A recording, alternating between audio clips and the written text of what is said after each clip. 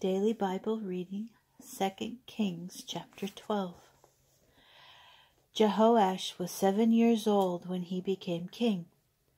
Jehoash began his reign in the 7th year of Jehu, and he reigned in Jerusalem 40 years. His mother's name was Zibiah of Beersheba. All his days Jehoash did what was pleasing to the Lord, as the priest Jehoiada instructed him. The shrines, however, were not removed. The people continued to sacrifice and offer at the shrines.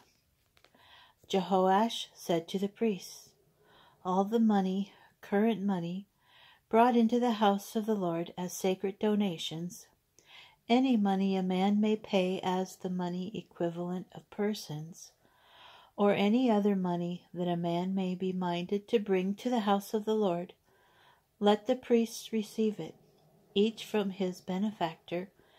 They in turn shall make repairs on the house, wherever damage may be found."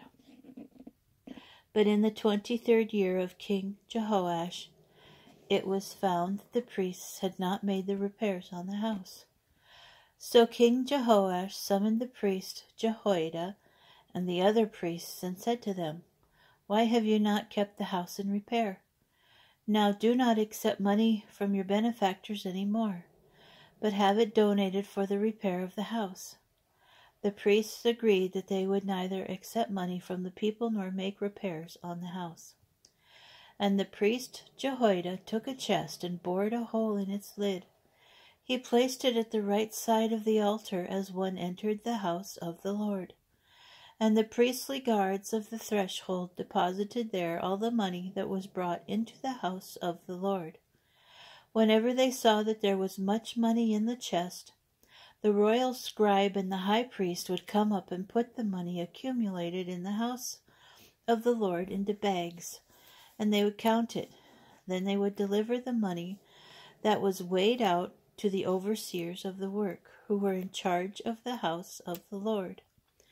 These in turn used to pay the carpenters and the laborers who worked on the house of the Lord, and the masons and the stone cutters.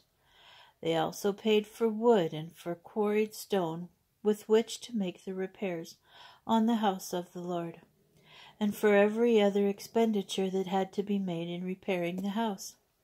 However, no silver bowls and no snuffers, basins, or trumpets, no vessels of gold or silver were made at the house of the Lord from the money brought into the house of the Lord.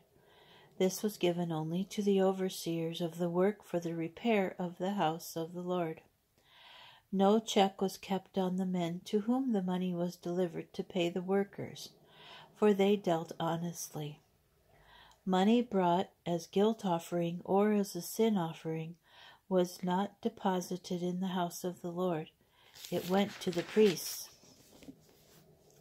At that time, King Hazael of Aram came up and attacked Gath and captured it, and Hazael proceeded to march on Jerusalem. Thereupon King Joash of Judah took all the objects that had been consecrated by his fathers, Kings Jehoshaphat, Jehoram, and Ahaziah of Judah, and by himself, and all the gold that there was in the treasuries of the temple of the Lord, and in the royal palace, and he sent them to King Hazael of Aram, who then turned back from his march on Jerusalem.